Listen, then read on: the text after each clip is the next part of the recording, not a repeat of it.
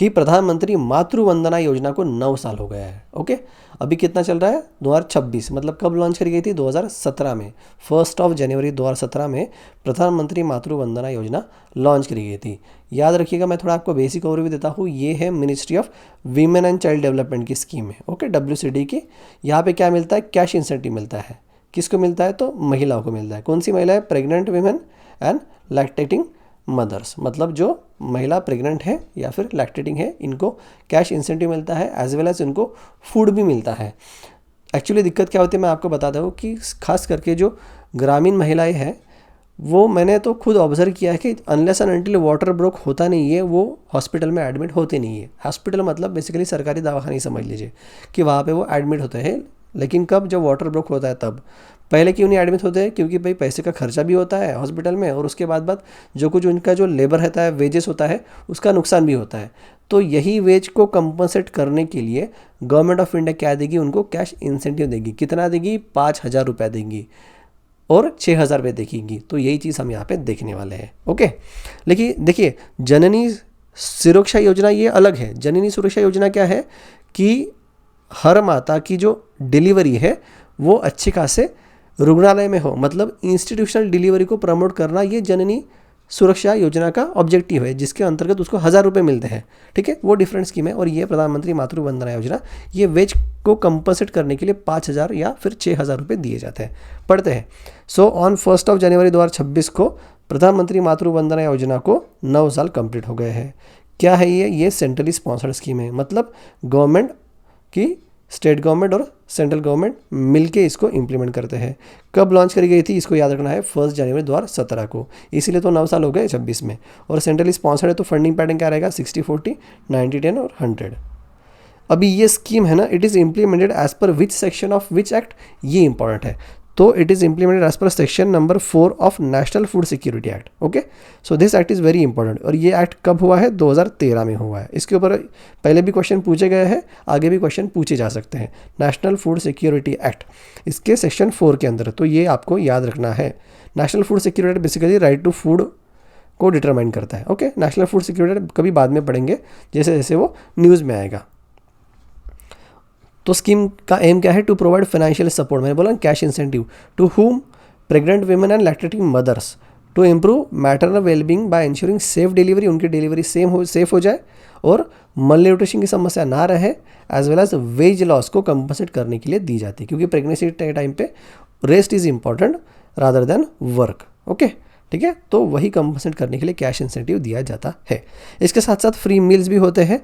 कब तक, प्रेगनेंसी के टाइम पे, एज वेल एज जब चाइल्ड बर्थ होता है, मतलब डिलीवरी होती है, उसके 6 महीने तक भी फ्री मील दिया जाता है। और ये कहाँ से मिलता है फ्री मील, तो आंगनवाड़ी सेंटर से। आपने देखा होगा कि आंगनवाड़ी में नॉर्मली प्रेग्नेंट महिलाएं या फिर लैक्टेटिंग वीमेंस आती हैं अपना बेसिकली फ्री मील्स लेने के लिए। अभी देखिए, ये जो स्कीम है ना 2017 में लॉन्च की थी, लेकिन गवर्नमेंट ऑफ इंडिया ने 2022 में क्या किया, एक नई स्कीम लॉन्च की जिसका नाम है मिशन शक्ति। ओके, तो मिशन शक्ति के अंतर्गत 2 कंपोनेंट है, एक है संबल मिशन और दूसरा है मिशन सामर्थ्य, ये वाला। तो मिशन संबल मतलब क्या है, संबल मतलब खुद को संभाल, मतलब खुद की सेफ्टी और सिक्योरिटी कर तू, ऐसे मैंने याद रखा है ट्रिक करके। और दूसरा है मिशन सामर्थ्य। सामर्थ्य मतलब क्या होता है, सामर्थ्य मतलब क्या होता है, पावर, ताकत। तो एम्पावरमेंट वाला जो कुछ स्कीम है एम्पावरमेंट, वीमेन एम्पावरमेंट की, ये सामर्थ्य पे आएगी। तो अभी जो ये प्रधानमंत्री मातृ वंदना योजना है जो हम पढ़ रहे हैं, इसको सामर्थ्य कंपोनेंट का पार्ट बनाया अभी। ओके, ये मिशन शक्ति हम डिटेल में पढ़ेंगे जब हम नीचे ना ये स्कीम पढ़ेंगे, कौन सी, बेटी बचाओ बेटी पढ़ाओ, क्योंकि उसको भी कुछ साल हो गए, ठीक है, उसकी भी एनिवर्सरी है, तो वो हम यहाँ पे पढ़ेंगे। सो आई होप मिशन शक्ति के 2 कंपोनेंट है, संबल और सामर्थ्य। संबल मतलब क्या होता है, सेफ्टी और सिक्योरिटी वाले स्कीम्स, और सामर्थ्य मतलब एम्पावरमेंट वाले स्कीम्स। और ये जो प्रधानमंत्री मातृ वंदना योजना, ये किसका पार्ट है, तो मिशन सामर्थ्य का पार्ट है। ठीक है, सो दिस इज इंपॉर्टेंट। अभी यहाँ पे एक देखिए, ये लोगो है प्रधानमंत्री मातृ वंदना योजना का। क्या बोल रहा है इसकी टैगलाइन, ये एग्जाम में आ सकती है, वो है मातृशक्ति राष्ट्र शक्ति। ओके, आप यहाँ पे लोगो भी देख सकते हो, यहाँ पे प्रेग्नेंट वीमेन या फिर लैक्टेटिंग मदर से और उसका बच्चा या फिर बेटी है यहाँ पे। So this is all about प्रधानमंत्री मातृ वंदना योजना, जिसके ऊपर प्रोबेबल क्वेश्चन हम एक्सपेक्ट कर सकते हैं। उसके बाद ऑब्जेक्टिव्स क्या है, उसका ऑब्जेक्टिव पहला तो कैश इंसेंटिव प्रोवाइड करना। क्यों, क्योंकि यहाँ पे partial compensation हो for the wage loss so that women can take adequate rest before the delivery as well as after the delivery of the first child. देखिए फर्स्ट चाइल्ड के लिए पैसा मिलता है लेकिन सेकंड चाइल्ड के लिए भी पैसा मिलता है if that child is a girl child. Okay, याद रखिएगा 1 अप्रैल 2022 से प्रधानमंत्री मातृ वंदना योजना का जो बेनिफिट है वो सेकंड चाइल्ड को भी दिया जा रहा है if that child is a girl child. So याद रखना है 2 चाइल्ड तक ये पैसा मिलता है लेकिन सेकंड चाइल्ड गर्ल चाइल्ड होनी चाहिए तभी भी. उसके बाद उसके फीचर्स देख लेते हैं. मैंने बोला कि ये क्या करता है, कैश इंसेंटिव प्रोवाइड करता है. किसके लिए? फॉर फर्स्ट 2 लिविंग चिल्ड्रन के लिए. आप इसके ऊपर फोकस करना, लिविंग चिल्ड्रन.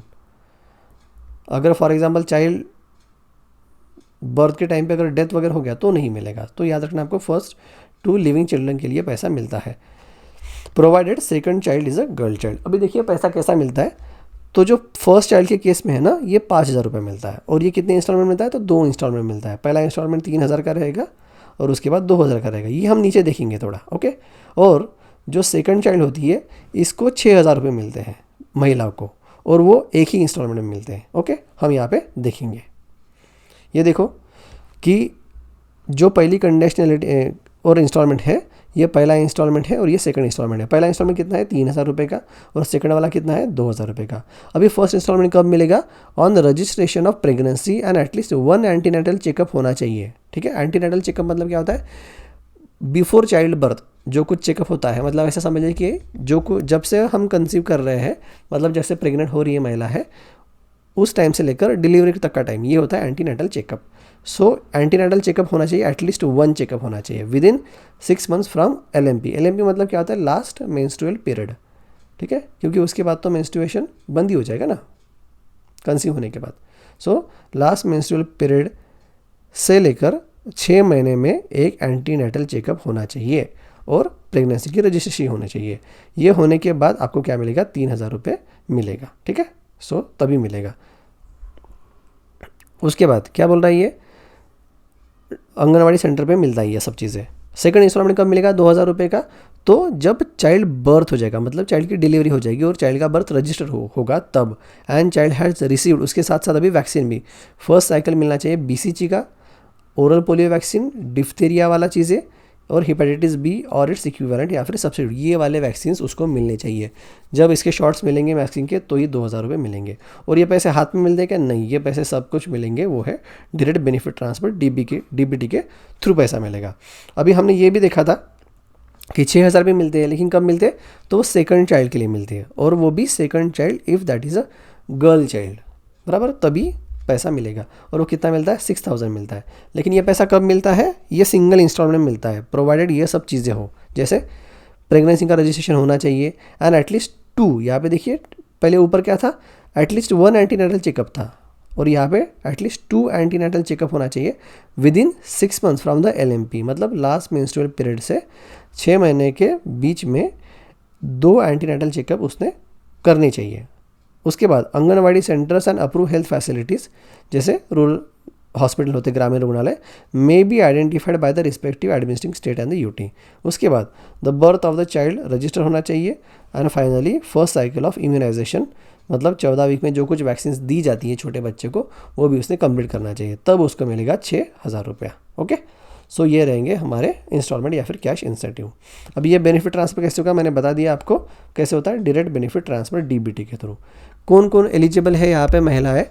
तो ऑब्वियसली अगर जो सेंट्रल गवर्नमेंट स्टेट गवर्नमेंट में नौकरी कर रही है, कहीं अगर फॉर एग्जांपल बैंक में PO है तो उसको मिलेगा क्या? नहीं. किसको मिलता है? SC कास्ट हो गया, ST कास्ट हो गया, PWD कैंडिडेट 40% डिसेबिलिटी या फिर फुल्ली डिसेबिलिटी हो गया, जिसके पास BPL का राशन कार्ड है, जो प्रधानमंत्री जन आरोग्य योजना का कार्ड होल्डर है अंडर आयुष्मान भारत, जिसके पास E-श्रम कार्ड हो गया, जो किसान सम्मान निधि का बेनिफिशियरी है, मनरेगा जॉब कार्ड है जिस महिला के पास, has well monthly income 8 lakh से नीचे हो, प्रेग्नेंट लैक्टेटिंग आंगनवाड़ी वर्कर्स हो गए, आंगनवाड़ी हेल्पर्स हो गए, आशा वर्कर्स हो गए, इनको भी मिलता है, या फिर any other category as may be prescribed by the government.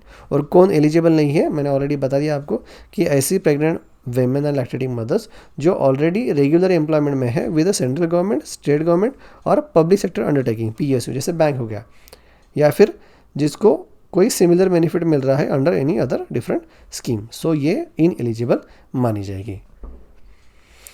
उसके बाद बेनिफिशियरी रीच एंड डिसबर्समेंट, तो हमने ये देख लिया पूरा स्कीम का ओवरव्यू कि प्रधानमंत्री मातृ वंदना योजना के क्या है, मातृशक्ति राष्ट्र शक्ति ये उसकी टैगलाइन थी, और 1 जनवरी 2017 को लॉन्च किया था। अभी 9 साल हो गए। तो ये जो 9 साल हो गए ना, एज ऑन दिसंबर 2025 अभी तक कितने करोड़ बेनिफिशियरीज यहाँ पे एनरोल हुए, तो वो है 4 करोड़ के आसपास, 4.05 CR बेनिफिशियरीज एनरोल। और कितने पैसे दिए हैं अभी तक के, 19,000 करोड़ रुपीस दिए गए हैं। तो जब भी आपको बजट में दिखेगा कि प्रधानमंत्री मातृ वंदना योजना के लिए इतने पैसे अलोकेट किए हैं, तो ये पैसे यहाँ पे जाते हैं। ओके, आप ये याद रखना है। तो 19,000 करोड़ अब तक 9 साल में डिसबर्स हुए हैं, मतलब बेनिफिशियरी के अकाउंट में चले गए हैं। उसके साथ साथ अभी ये स्कीम का पालन अच्छी तरह से हो रहा है या नहीं हो रहा है करके, इसके लिए एक सॉफ्टवेयर भी डिज़ाइन किया है जिसका नाम है PMVY सॉफ्ट। ठीक है, तो ये एग्ज़ाम में ये आ सकता है सॉफ्ट, PMVY सॉफ्ट, तो आपको ये याद रखना है। उसके साथ साथ प्रधानमंत्री मातृ वंदना योजना के कुछ एडिशनल फीचर्स है, जैसे कि timeline from LMP to child birth कितना होना चाहिए, मतलब last menstrual period to child birth कितना होना चाहिए। तो ये बोल रहा है कि LMP प्लस 140 डेज और LMP प्लस 300 डेज के बीच में होना चाहिए, मतलब प्री मैच्योर बेबी या फिर पोस्ट मैच्योर बेबी यहाँ पे है एलिजिबल। दूसरा, एज ऑफ बेनिफिशियरी, मतलब जो महिला है उसकी एज कितनी होनी चाहिए। आपको तो पता है कि legal age for marriage is 18 for women. ठीक है, तो ऑब्वियसली 18 से लेकर 7वां महीना बोलते हैं ना हम उसको, तो ये एटलीस्ट होना चाहिए, एंड लेस दैन 55 ईयर्स होना चाहिए। तो आपको ये याद रखना है एग्जाम में कि age of the beneficiary should be 18 years and 7 months से लेके 55 ईयर्स के बीच में वो उसकी एज होनी चाहिए। उसके बाद बेनिफिशियरी एलिजिबल टू रजिस्टर वगैरह वगैरह। Okay, for the beneficiary of second child girl on after 1 अप्रैल, ये भी मैंने आपको बता दिया। So this is all about प्रधानमंत्री मातृ वंदना योजना।